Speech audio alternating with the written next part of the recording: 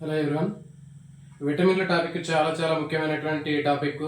డిఎస్సిలో ఎస్జిటి కానివ్వండి, school assistant కానివ్వండి, మిగిలినటువంటి అన్ని రకాలైనటువంటి కాంపిటేటివ్ ఎగ్జామ్స్లో కానివ్వండి, నీటిలో కరిగే విటమిన్లు, కొవ్వులో కరిగే విటమిన్ల మీద కంపల్సరీగా బిట్స్ అనేవి వస్తూ ఉంటాయి. తర్వాత వాటికి సంబంధించినటువంటి వ్యాధులు కూడా ఎక్కువగా వస్తుంటాయి. సో కాబట్టి చాలా సింపుల్గా మనకి నీటిలో కరిగే విటమిన్లను, కొవ్వులో కరిగేటటువంటి విటమిన్లు ఏ విధంగా ఒక సింపుల్ కోడ్ తోటి మనం గుర్తుపెట్టుకోవచ్చు అనేది ఇక్కడ మీకు ఎక్స్ప్లెయిన్ చేస్తున్నాను. సో ఈ వీడియో అనేది మీకు 100% యూజ్ అవుతుంది. ఒక్కసారి ఈ కోడ్ మీరు విన్నట్లయితే ఎప్పటికి కూడా మర్చిపోరు.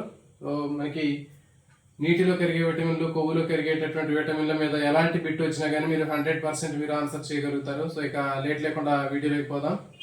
కొవ్వులో కరిగేటటువంటి విటమిన్లు. సో కొవ్వులో కరిగేటటువంటి విటమిన్లు ఏంటి, వాటి యొక్క రసాయన నామాలు ఏంటి, వాటి వల్ల వచ్చేటటువంటి లోపం వల్ల వచ్చేటటువంటి వ్యాధులు ఏంటి అనేటటువంటిది మీకు సింపుల్ కోడ్ తోటి ఇక్కడ మనం ఎక్స్ప్లెయిన్ చేస్తున్నాము. సో చూడండి, దీనికి ఒకే ఒక కోడ్ ఉంటుందండి. అదేంటంటే ఆడికి కొవ్వు ఎక్కువై రేఖ టోపీ కొట్టేశాడు.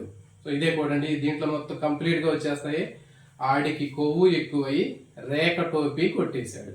సో దీంట్లో మనకి ఇది కోడ్. దీంట్లో మొత్తం ఎట్లా ఈ కోడ్ ని డీకోడింగ్ ఎట్లా చేయాలో చూద్దాం.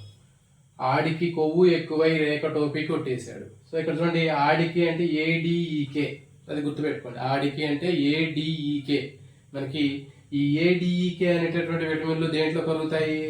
కొవ్వుల్లో కలుగుతాయి. సో కాబట్టి ఆడికి కొవ్వు ఎక్కువై ఇక్కడ మనకు వచ్చేసింది. ఏడిఈకే విటమిన్లు దేంట్లో కలుగుతాయి? కొవ్వులో కరిగేటటువంటి విటమిన్లు.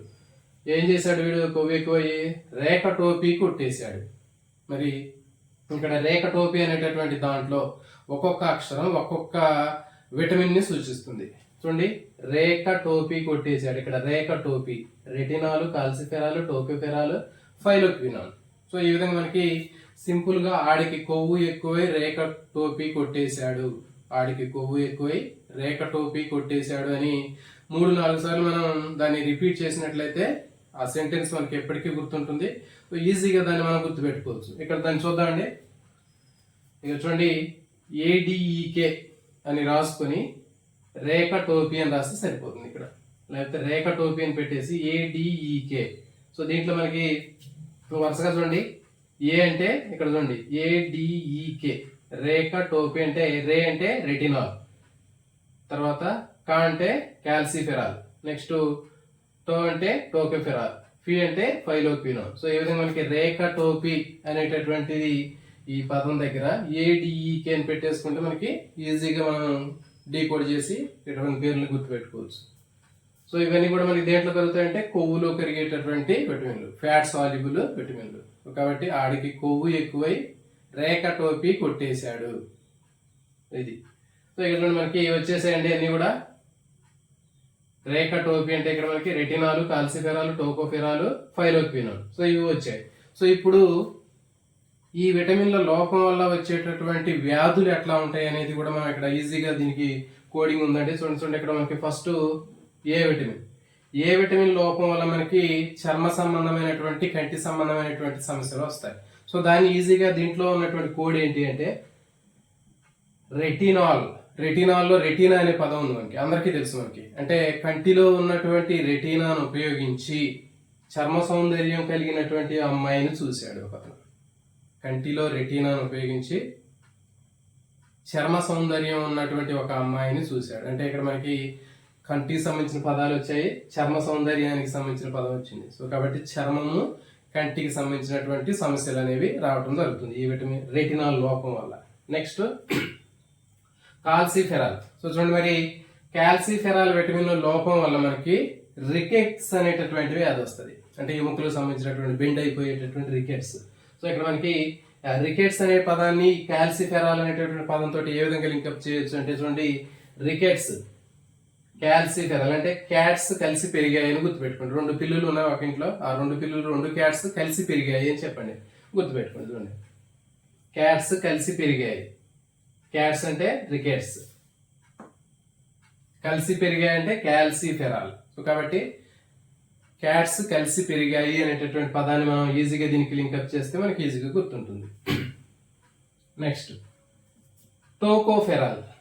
సో ఇది ఈ టోకోఫెరాల్ విటమిన్ లోపం వల్ల మనకి సంతాన సంబంధమైనటువంటి సమస్యలు వస్తాయి, ఫెర్టిలిటీ డిజార్డర్స్ అనేవి రావడం జరుగుతుంది. సో మరి దీన్ని ఏ విధంగా గుర్తుపెట్టుకోవచ్చు అంటే చూడండి, ఇక్కడ టాక్, టోకోఫెరాల్లో టాక్ పర్వాలేదు అనే 2 పదాలు కనిపిస్తున్నాయి. అంటే సంతాన సంబంధమైనటువంటి సమస్యలు వచ్చినటువంటి ఒక జంట వాళ్ళు డాక్టర్ గారి దగ్గరికి వెళ్ళారు. మరి వాళ్ళకి పిల్లలు లేనటువంటి విషయాన్ని వాళ్ళ డాక్టర్ గారికి చెప్పడానికి వాళ్ళు కొంచెం ఫీల్ అవుతున్నారు. సో కాబట్టి మరి అప్పుడు డాక్టర్ గారు ఏమన్నారంటే పర్వాలేదు, టాక్ పర్వాలేదు, మాట్లాడండి, ఏంటి మీ సమస్య ఏంటి అని అడిగాడు. సో కాబట్టి ఇక్కడ టోకోఫెరాల్ అంటే టాక్ పర్వాలేదు అని పదాన్ని గుర్తుపెట్టుకోండి.